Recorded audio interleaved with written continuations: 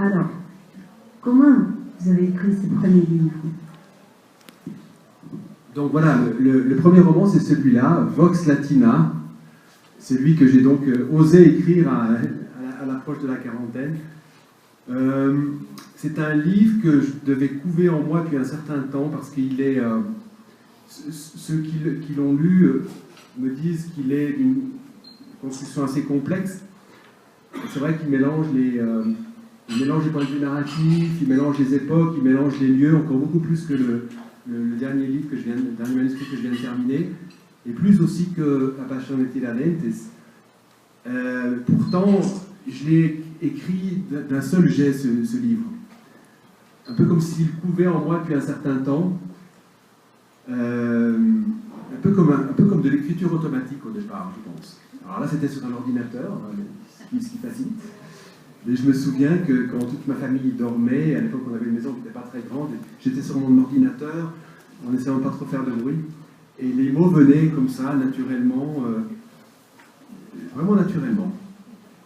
Mais bien évidemment, le travail n'était pas terminé, parce que entre le premier manuscrit de Vox Latina et la version finale, cette version qui est ici, donc ce roman-là, il y a eu bien du chemin, est assez inattendu.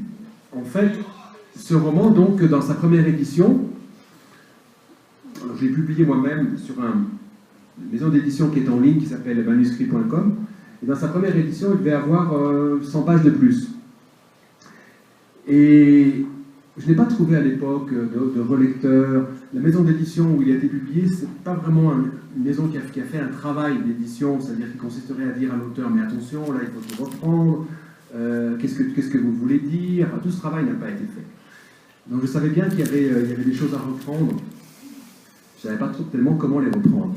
Stéphanie Assunção a écrit Apasionate Tiradentes, La liberté même tardive avec moi. Et c'est évidemment passionnée de littérature, et elle m'a proposé de traduire Vox Latina en portugais.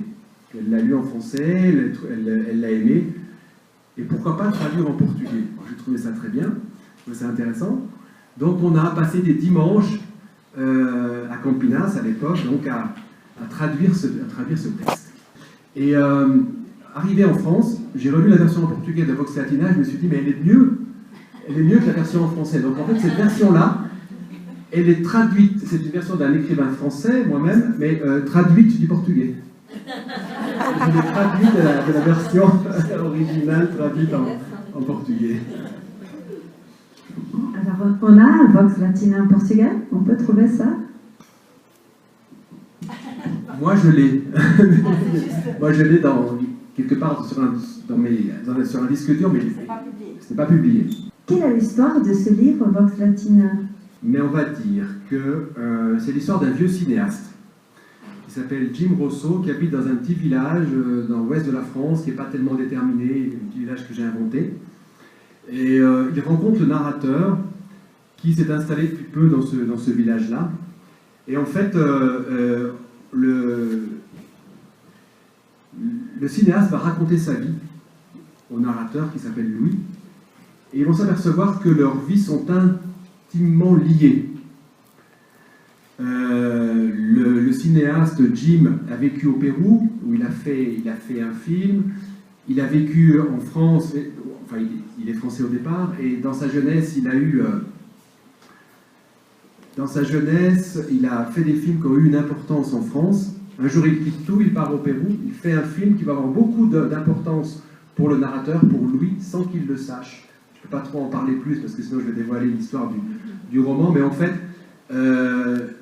Louis, le narrateur, va s'apercevoir que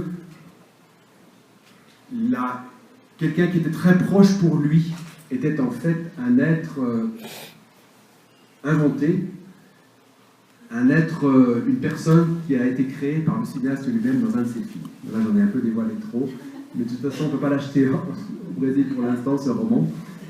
Et ce qui est intéressant, c'est que moi, j'ai rencontré Jim Rosso. C'était quand j'étais au Pérou, j'y habitais à la fin des années 80, et j'ai rencontré un vieux cinéaste qui ne s'appelait pas tout à fait Jim Rosso, il s'appelait, parce qu'il est décédé maintenant, il s'appelait Jeff Musso. Et cet homme vivait effectivement au Pérou, dans les années 80, 86, 87. Et il m'a dit qu'il avait eu une carrière en France, et moi je n'en avais jamais entendu parler de Jeff Musso. Ceci dit, j'ai découvert qu'effectivement, il avait eu une carrière en France. Il a avant-guerre, fait un film qui s'appelle Le Puritain, avec des acteurs connus de l'avant-guerre française, avec Jean-Louis Barrault, grand acteur de cinéma et surtout de théâtre, avec Pierre Freinet également, je crois. Et je l'ai rencontré à Lima, il avait 75 ans à l'époque, et il faisait un film